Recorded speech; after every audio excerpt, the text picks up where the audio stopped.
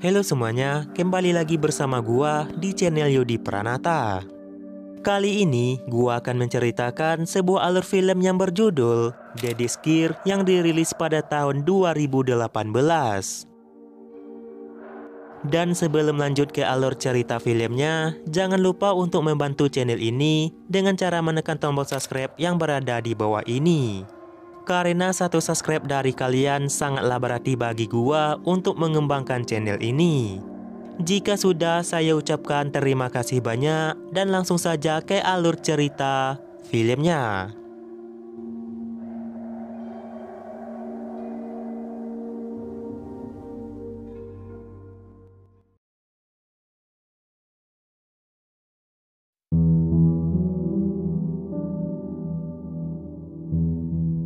Film ini diawali dengan memperlihatkan seorang wanita bernama Zoe yang kini sedang tinggal bersama ayah tirinya bernama John. Setelah kematian ibunya beberapa tahun yang lalu, kini Zoe hanya tinggal berdua bersama ayah tirinya itu. Bukannya menjaga Zoe dengan baik, John malah sering melakukan tindak kekerasan dan pelecehan kepada Zoe. Setelah istrinya meninggal, John malah menjadikan Zoe sebagai pacarnya dan pindah ke tempat lain. Diketahui juga, ternyata John ini merupakan sesosok psikopat yang suka menculik wanita. John akan menyekap mereka dan mulai menyiksanya sampai para wanita itu meninggal dunia. Dalam melakukan aksinya, John akan meminta bantuan kepada Zoe untuk menangkap wanita-wanita itu. Sebenarnya Zoe merasa kasihan terhadap para korbannya John. Namun ia tidak bisa melakukan apapun karena John satu-satunya keluarga yang masih ia miliki. Untuk mengakhiri penderitaan mereka, biasanya Zoe menyuruh para wanita itu untuk melakukan bunuh diri. Setelah mereka tewas, John akan kembali mengajak Zoe untuk mencari wanita baru ke sebuah bar. Pada malam itu, mereka berhasil menjebak seorang wanita yang bernama Stacy. Di tengah perjalanan menuju ke rumahnya John, terlihat Stacy yang masih bahagia dan masih bisa ketawa ke TV.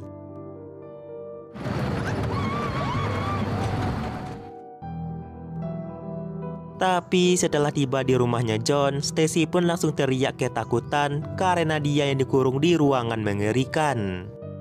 Ruangan itu terbuat dari besi dan sangat mustahil Stacy bisa keluar dari ruangan tersebut. Di sana juga terlihat banyak sekali foto-foto perempuan yang telah menjadi korban dari kekejaman John.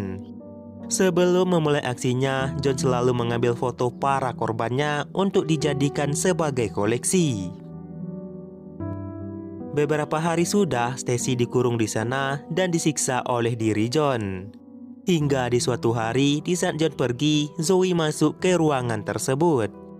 Di sana, Zoe menyuruh Stacy untuk bunuh diri supaya ia bisa mengakhiri penderitaan yang Stacy alami. Karena John tidak akan berhenti menyiksa Stacy sampai ia benar-benar tewas. Setelah itu, John pun kembali ke rumah dan ia pun sangat kaget melihat Stacy yang sudah melakukan bunuh diri. John pun tahu kalau ini adalah kerjaan dari Zoe. Lalu sebagai hukumannya, John meminta Zoe untuk memutilasi tubuh dari Stacy. Pada awalnya Zoe merasa tidak tega melakukan itu karena emang pada dasarnya Zoe tidak pernah mau melakukan tindakan keji ini. Namun karena terus dipaksa oleh John, akhirnya Zoe pun memotong-motong tubuh dari Stacy tersebut. Setelah selesai, John pun memasukkan potongan-potongan itu ke dalam plastik dan dibuang ke berbagai tempat. Hal itu John lakukan supaya polisi tidak bisa menemukan mayat dari Stacy. Setelah itu, scene pun berpindah ke seorang polisi yang bernama Scott. Dan Scott sedang pusing karena terdapat banyak kasus wanita yang menghilang secara misterius di daerah itu. Scott pun tidak ada petunjuk sama sekali atas menghilangnya para wanita tersebut. Kemudian, Scott pun mendapatkan laporan dari seorang wanita tua yang mendapatkan kejahilan dari anak-anak nakal. Lalu Scott pun langsung pergi ke rumah wanita tua itu, namun ban mobilnya malah dibocorin oleh anak-anak nakal itu. Scott pun berjalan kaki untuk menuju ke bengkel terdekat. Dan kebetulan saja bengkel itu dimiliki oleh John. Karena Scott yang tidak membawa ban serep, jadi John pun memutuskan untuk memberikan tumpangan kepada Scott untuk kembali ke kantor polisi. Dan di sanalah John akan memperbaiki mobil dari Scott. Di tengah perjalanan, mereka pun berbincang-bincang satu sama lain. Ketika sedang berbincang, Scott melihat tatonya John, yang itu menandakan bahwa John pernah menjadi seorang tentara. Lalu John pun mengatakan kalau dulu ia pernah ditugaskan di negara Irak. Dan kebetulan juga Scott juga pernah bertugas di Irak, namun ia dan John berbeda kelompok. Singkat cerita, akhirnya mereka pun sampai ke kantor polisi. John pun langsung memperbaiki mobilnya Scott, dan setelah itu ia pun langsung pergi dari sana. Lalu Scott pun menceritakan kepada rekannya kalau ia ditolong oleh John. Semenjak melihat wajahnya John, Scott merasa tidak asing dengan wajahnya. Namun Scott sama sekali tidak bisa mengingat siapa itu John. Pada malam harinya, di saat Scott sedang mengerjakan tugasnya, ia melihat berita di televisi tentang tentara Amerika yang suka menyiksa tahanan warga Irak. Dan para tentara itu berpotensi bisa membahayakan orang lain karena kebiasaan mereka yang suka menyiksa. Lalu Scott pun iseng mengecek berkas-berkas tentang kekejaman tentara Amerika terhadap warga Irak. John memiliki berkas itu karena dulunya ia juga pernah bertugas di negara Irak. Kemudian John pun mengecek flash disk yang berisikan foto-foto tentang kekejaman tentara Amerika terhadap warga Irak. Di sana Scott melihat kalau terdapat salah satu orang yang sangat mirip dengan John. Tapi tentara itu bernama Jason Riley. Lalu Scott pun mencoba mencari tahu tentang diri Jason Riley. Akibat apa yang dilakukan oleh Jason itu, ia pun harus dipecat dan dimasukkan ke dalam penjara selama 18 bulan.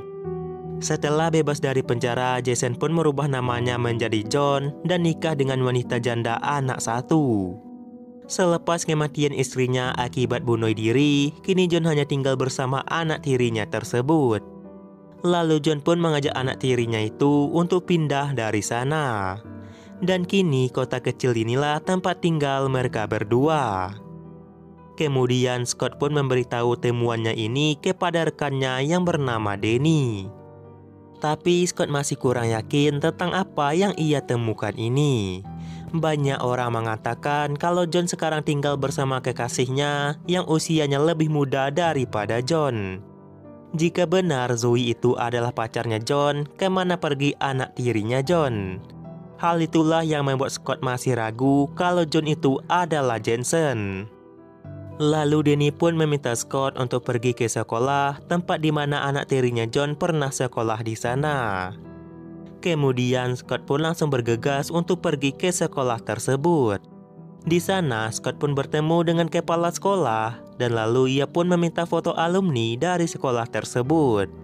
Dan di dalam buku tahunan itu Scott menemukan foto seorang siswi yang sangat mirip dengan Zoe. Lalu kepala sekolah itu pun menjelaskan kalau nama dari siswi itu adalah Chloe. Pada akhirnya Scott pun mengetahui kalau Zoe itu adalah Chloe, anak tiri dari John.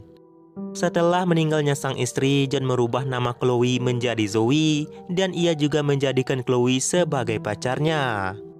Mengetahui hal itu, Scott pun merasa sangat kasihan terhadap Zoe dan ia pun berencana untuk membantu Zoe terbebas dari John. Di sisi lain, John kembali mengajak Zoe untuk menculik seorang wanita di sebuah bar. Di bar itu, Zoe berkenalan dengan seorang wanita bernama Jennifer yang bekerja di bar tersebut. Setelah beberapa lama mencari, mereka pun memutuskan untuk menculik seorang wanita yang bernama Anne.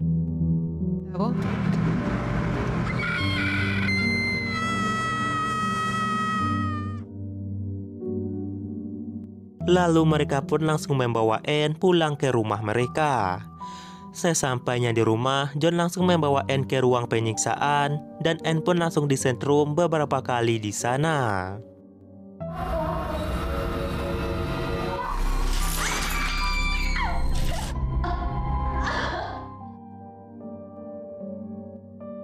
Setelah beberapa hari disiksa, Zoe pun mengambil pistol dan pergi masuk ke dalam ruangan itu.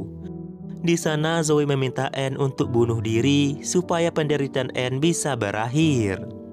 Sebenarnya Anne ini tidaklah mau mati, namun karena tidak tahan lagi, akhirnya ia pun memutuskan untuk bunuh diri. Setelah kematian Anne, John pun langsung memotong tubuh Anne dan lalu dibuang ke berbagai tempat. Pada suatu hari, John mengajak Zoe untuk belanja bulanan di minimarket. Dari kejauhan, Scott mulai memperhatikan diri Zoe. Ketika Zoe sendirian, Scott pun langsung menghampiri Zoe dan mengatakan kalau ia bisa membantu Zoe terbebas dari kejahatan John. Namun Zoe hanya diam dan itu menandakan kalau ia tidak butuh bantuan dari Scott. Lalu mereka berdua pun dilihat oleh John. Kemudian Zoe pun pergi menghampiri John dan mereka pun memutuskan untuk pulang. Di dalam mobil, Zoe memberitahu kepada John kalau ia tidak mengatakan apapun kepada Scott. Pada malam harinya, John dan Zoe pun kembali nongkrong di sebuah bar. Dan mereka pun tidak sengaja ketemu dengan Jennifer di sana. Lalu mereka pun berbincang-bincang satu sama lain di bar tersebut. Di saat John pergi, Zoe meminta Jennifer untuk segera pergi dari sana. Zoe sangat senang dengan Jennifer sebagai teman barunya.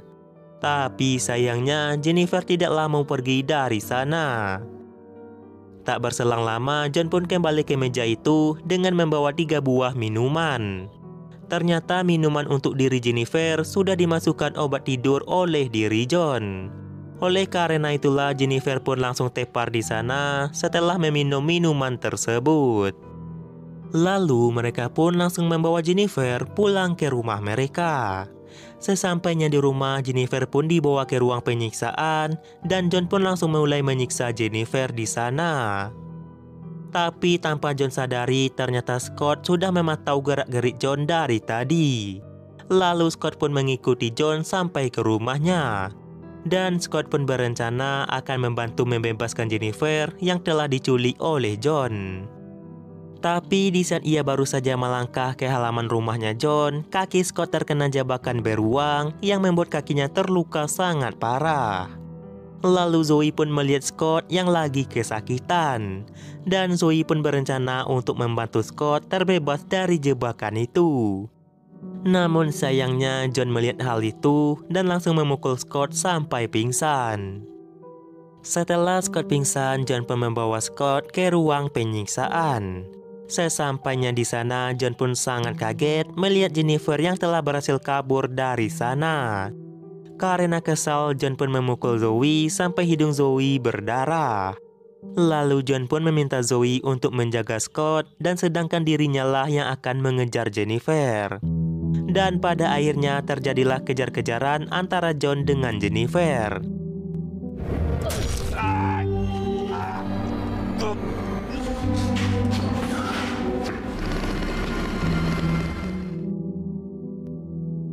Singkat cerita, di saat mereka sedang berantem, tiba-tiba Zoe datang ke sana sambil menodongkan sebuah pistol.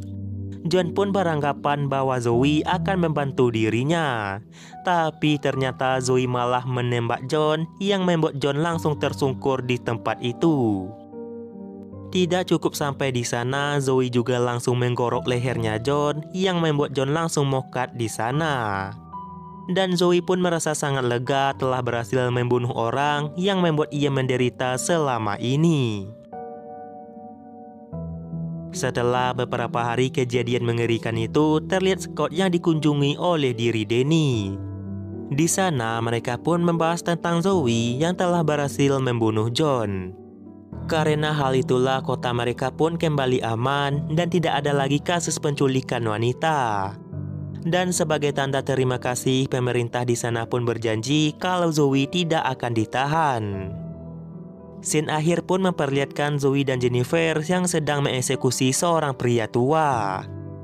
Di sini terungkaplah ternyata Jennifer ini adalah seorang pemburu psikopat. Oleh karena itulah ia sangat berani untuk melawan psikopat John. Dan Jennifer juga sudah banyak berkeliling di kota lain untuk membasmi semua psikopat. Kini Jennifer juga mengajak Zoe untuk membantunya menghabisi semua para psikopat yang ada di dunia ini. Dan setelah itu film pun selesai.